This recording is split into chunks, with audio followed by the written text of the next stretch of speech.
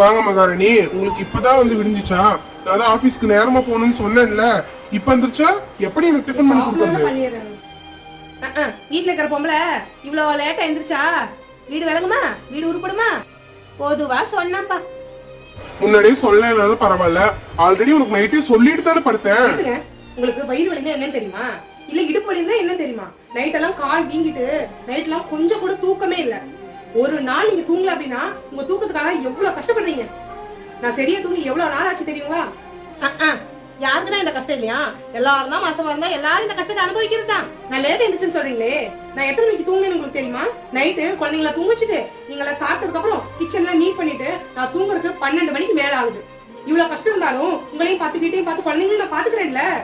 ஒரு சில சமயத்துல எனக்கும் உடம்பு கஷ்டமா இருக்கும். என்ன உங்களுக்கு நான் நேரமா எந்திரிக்கணும் அவ்வளவுதானே? நாளையில இருந்து 3 மணிக்கே எந்திரிச்சு சமைக்கிறேன், சரிங்களா?